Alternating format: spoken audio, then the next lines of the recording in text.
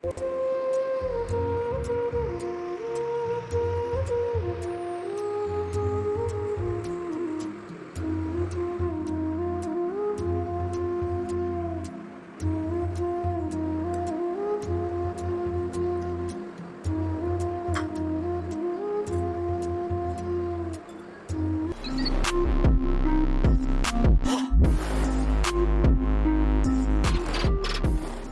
Morning friends, welcome to Sri and mom life. நான் மார்னிங்கே கம்பு தோசை சூப்பராக ரெடி பண்ணி சாப்பிட்டாச்சு. டயட் மெயின்டைன் பண்ணுறவங்களுக்குலாம் ரொம்ப யூஸ்ஃபுல்லாக இருக்கும். ரொம்ப நார்ச்சத்து உள்ளது. சுகர் பேஷண்ட் அந்த மாதிரி இருக்கவங்களும் இதை கண்டிப்பாக ட்ரை பண்ணலாம். கம்பு தோசையோட ரெசிபி லிங்க் கீழே டிஸ்கிரிப்ஷனில் ஆட் பண்ணுறேன், மறக்காமல் செக் பண்ணி பாருங்கள். சம்மர் டைம்ன்றனால நல்லா டீஹைட்ரேட் ஆகாமல் நல்லா ஹெல்த்தியான ஜூஸ் சாப்பிட்லான்னு சொல்லிட்டு கிர்னி பழம் வாங்கி வச்சுருந்தோம். கிர்னி பழம் நல்லா பழுத்தோடனே சீட்ஸ் எல்லாம் ரிமூவ் பண்ணிவிட்டு அப்படியே தோலெல்லாம் சீவி ரெடி பண்ணி வச்சாச்சு. நார்மலாக ஜூஸ் அடிக்கிற மாதிரி தான் இதில் எக்ஸ்ட்ராவாக ஸ்பெஷலாக வந்து நம்ம சப்ஜா சீட்ஸும் பாதாம் பிசின் மாதுளம்பழம் கொஞ்சம் நட்ஸ் எல்லாம் ஆட் பண்ண போகிறேன். சப்ஜா சீட்ஸு பாதாம் பிசின் எல்லாமே ஒரு 2 hours முன்னாடி ஊற வைங்க. பாதாம் பிசின் கொஞ்சம் ஊறுறதுக்கு நம்மளுக்கு லேட் ஆகும். சம்மர் டைமில் பாதாம் பிசின்லாம் கண்டிப்பாக எடுத்துக்கோங்க. செம்ம குளிர்ச்சி, நல்ல ஹெல்த்தியாகவும் இருக்கும். உங்களுக்கு பாலில் ரோஸ் மில்க் ஏதாவது கலந்து சாப்பிடும்போது கூட பாதாம் பிசினை ஆட் பண்ணி கொடுத்தீங்கன்னா செம்ம எம்மியாக இருக்கும் உங்களுக்கு. நான் இன்னைக்கு பாதி பழத்தில் மட்டும்தான் ஜூஸ் ரெடி பண்ண போகிறேன். ஸோ அதுக்கு ஒரு 50 ml கிட்ட மில்க் ஆட் பண்ணிட்டு கொஞ்சம் கட்டியா இருக்க ஆடையை ஆட் பண்ணிட்டு நல்லா 2 ஸ்பூன் கிட்ட தேன் ஆட் பண்ணிக்கிறேன். இது எல்லாத்தையும் நல்லா ஃபைன் பேஸ்டா அரைச்சி எடுத்தாச்சு. இப்போ நம்மளோட ஜூஸும் சூப்பரா ரெடி ஆயிடுச்சு. இது ஆல்ரெடியே நம்மளுக்கு ஒரு நல்ல திக்கான கன்சிஸ்டன்சில இருக்கும். நல்ல கலர்ஃபுல் டெக்கரேஷனுக்காக தான் பொமக்ரேனேட் ஆட் பண்றேன். கண்டிப்பா இது ஆப்ஷனல் தான். உங்களுக்கு ஜூஸே நல்ல ஹெவியான ஃபீலாகவும் இருக்கும். ஒரு 11 o'clock கிட்ட ஒரு ஸ்நாக்ஸ் டைமா இந்த இதை எடுத்துக்கிட்டிங்கன்னா செம்ம ரெஃப்ரெஷிங்காக இருக்கும் உங்களுக்கு. நான் பாப்பாவுக்கு கொஞ்சம் கொடுக்குறதுனால ஃப்ரிட்ஜில் வைக்காம சாப்பிட்றோம். நீங்கள் கண்டிப்பாக ஐஸ் கியூப்ஸும் ஆட் பண்ணிக்கலாம் இதில் வந்து. இல்லை ஃப்ரிட்ஜில் வச்சுட்டு கூட கொஞ்சம் நேரம் கழிச்சு குடித்தாலும் செம்ம எம்மியாக இருக்கும் உங்களுக்கு. இதில் சப்ஜா சீட்ஸ் எல்லாமே ஆட் பண்ணோம்னா செம்மையாக குளிர்ச்சியாக உங்களுக்கு டீஹைட்ரேட் ஆகாமல் இருப்பீங்க. நீங்கள் ஒரு வேளை ஆஃபீஸ் போகிறீங்க இல்லை வெளியில் எங்கே போகிறதுனாலுமே இந்த மாதிரி எடுத்துக்கிட்டோம்னா ரொம்ப ஹெல்த்தியாக எனர்ஜெட்டிக்காக இருக்கலாம். அன்றைக்கி டே ஃபுல்லாக நல்லா ரெஃப்ரெஷிங்காகவும் இருக்கும் உங்களுக்கு. உங்களோட ஃப்ரூட்ஸோட ஸ்வீட்னஸ் செக் பண்ணிவிட்டு உங்கள் டேஸ்ட் பட்டுக்கு ஏற்றாப்புல நீங்கள் வந்து சுகரு இல்லை ஹனி ஆட் பண்ணிக்கோங்க. நான் இதில் மேலே மட்டும் எக்ஸ்ட்ராவாக ஹனி ஆட் பண்ணிக்கிறேன். பிறகு நம்மளோட நட்ஸு எல்லாமே ஆட் பண்ணிக்கோங்க. இதில் நான் பாதாமல் நல்லா குட்டி குட்டியாக நல்லா துருவி வச்சுருக்கேன். அது எல்லாத்தையுமே சேர்த்து ஆட் பண்ணிக்கிறேன். இதுவும் நம்மளுக்கு பிடிச்ச எந்த நட்ஸ்னாலும் ஆப்ஷனில் தான், எதுனாலும் ஆட் பண்ணிக்கலாம். செம்ம ஈஸியாக நம்ம வந்து கிர்னி பழத்தை வீட்டிலே ரெடி பண்ணிடலாம். இப்போ கிர்னி பழமும் நம்மளுக்கு சீசனாக இருக்குது. ஸோ நீங்களும் கண்டிப்பாக உங்கள் வீட்டில் ட்ரை பண்ணி பாருங்கள். வீக்லி ஒன்ஸ் இந்த மாதிரி ஜூஸ் ஏதாவது எடுத்துக்கிட்டோம்னாலும் நம்ம உடம்புக்கு செம்ம ஹெல்த்தியாகவும் இருக்கும். உங்களுக்கு நல்லா ரெஃப்ரெஷிங்காக இருக்கும். வெளியில் போயிட்டு வந்து நல்லா ஃப்ரிட்ஜில் இருந்து ஜில்லுன்னு எடுத்து குடித்தோம்னா செம்ம டேஸ்ட்டாக இருக்கும். உங்களுக்கு இந்த திக்கான கன்சிஸ்டன்சியில் இருக்கனால உங்களுக்கு செம்ம ஃபில்லிங்காகவும் இருக்கும். லன்ச் டைம் வரையும் பசிக்காது.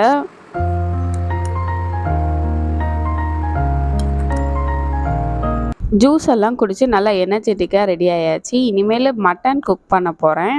என்னென்ன மசாலா ஆட் பண்ணேன்னா சில்லி பவுடர், நம்மளோட சீரகத்தூள், மல்லித்தூள், நெக்ஸ்ட்டு சால்ட் எல்லாம் ஆட் பண்ணிவிட்டு நல்லா ஒரு 20 minutes வரையும் குக் பண்ணி எடுத்ததுனால செம்ம சாஃப்டாக பஞ்சு பஞ்சாக சூப்பராக வெந்துருச்சு. இதுவே நம்மளுக்கு சூப்பரான மட்டன் குழம்பா இருக்கும். இதில் எக்ஸ்ட்ராவாக நம்ம க்ரீன் கலரில் கிரேவி மாதிரி கறி மாதிரி ரெடி பண்ண போகிறோம்.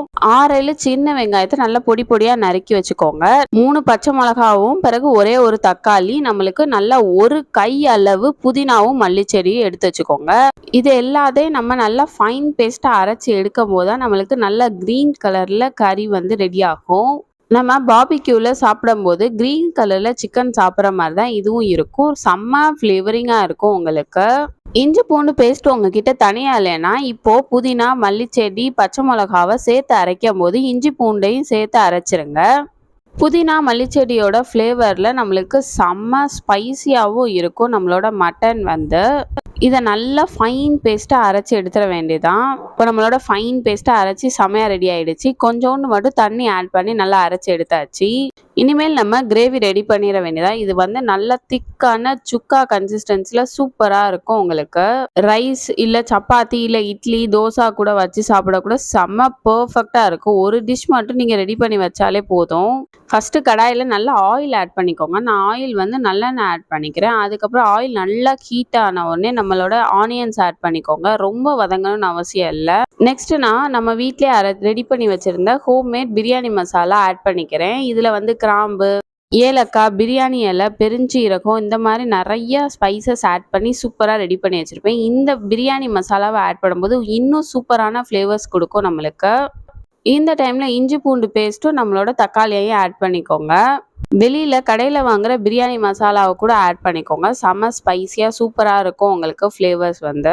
பிரியாணி மசாலாவோட லிங்க் வந்து டிஸ்கிரிப்ஷனில் ஆட் பண்ணுறேன். கண்டிப்பாக செக் பண்ணி பாருங்கள். ரொம்ப ஈஸியாகவும் ஃபாஸ்ட்டாக ரெடி பண்ணிடலாம். தக்காளி வேகிறதுக்காக மட்டும்தான் கொஞ்சோண்டு சால்ட் ஆட் பண்ணிக்கிறேன். நீங்கள் அந்த லெவலை செக் பண்ணிவிட்டு ஆட் பண்ணிக்கோங்க. நிறையா சால்ட் ஆட் பண்ணிடாதீங்க. ஆல்ரெடி நம்ம மட்டன் குக் பண்ணுறதுக்கு வேறு சால்ட் ஆட் பண்ணியிருக்கோம். நெக்ஸ்ட்டு நம்மளோட தக்காளி நல்லா குக் ஆனோடனே நம்ம அரைச்சி வச்சுருக்க பேஸ்ட்டை ஆட் பண்ணிக்கோங்க. தண்ணி ஊற்றி ஆட் பண்ணும்போது கொஞ்சம் பார்த்து ஆட் பண்ணிக்கோங்க. தண்ணியை நிறைய தண்ணி ஆட் பண்ணியிருந்தீங்கன்னா ரொம்ப நேரம் ஆகும் வத்துறதுக்கு.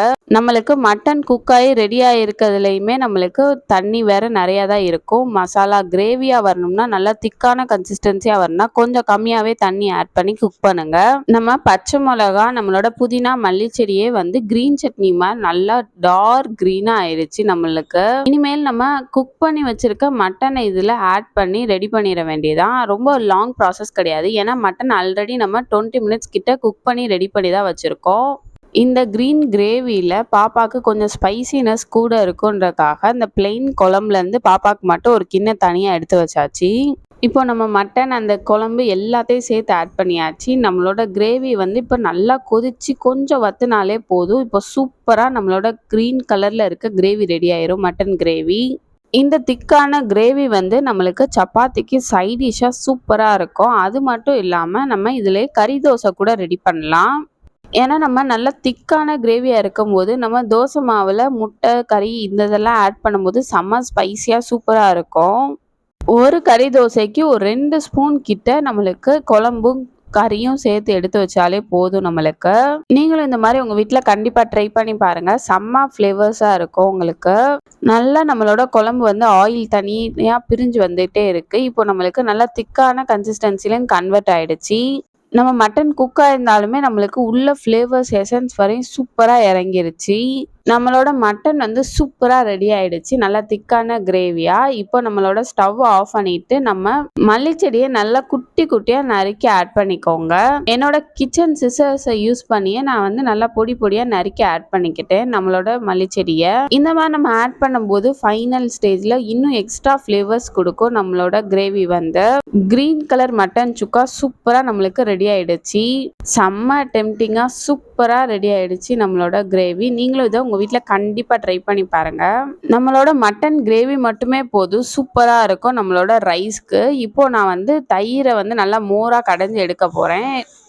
ஒரு 3 ஸ்பூன் கிட்ட நல்லா கட்டியான தயிரை ஆட் பண்ணிவிட்டு இதை நல்லா கடைஞ்சி எடுத்துட்டோம்னா நம்மளுக்கு சூப்பரான மோர் ரெடி ஆயிரும். இதை மிக்சியில் போட்டு எடுக்கிறத விட இந்த மாதிரி கடைஞ்சி எடுக்கும்போது இன்னும் சூப்பராக இருக்கு. பாப்பாவுக்கு தயிர் நல்லா புளிப்பாக வேணும்னு சொல்லி சாப்பிட்டுக்கிட்டே இருந்தனால அவளுக்கு குட்டியோண்ட கழுத்தில் சின்னதாக கட்டி மாதிரி வந்துச்சு. அது வந்து நல்லா புளிப்பாக நீங்கள் சாப்பிட்றனால தான் வரும். தயிர்லாம் ரொம்ப சேர்க்காதீங்கன்னு சொன்னாங்க. ஸோ தயிரை விட மோர் தான் நல்லது. ஸோ அதனாலே தயிர் நீங்கள் ரொம்ப ப்ரிஃபர் பண்ணாதீங்கன்னு சொன்னதுலேருந்து பாப்பாக்காக இந்த மாதிரி கன்வெர்ட் ஆயாச்சு நாங்களும். நம்மளோட நீர் மோருக்கு தேவையான அளவு நல்லா சால்ட் ஆட் பண்ணிவிட்டு மல்லிச்செடியும் குட்டி குட்டியாக நறுக்கி போடுங்க. மல்லிச்செடியை நம்மளை கடித்து சாப்பிடும்போது அவ்வளோ ஃப்ளேவரிங்காக சூப்பராக இருக்கும் உங்களுக்கு.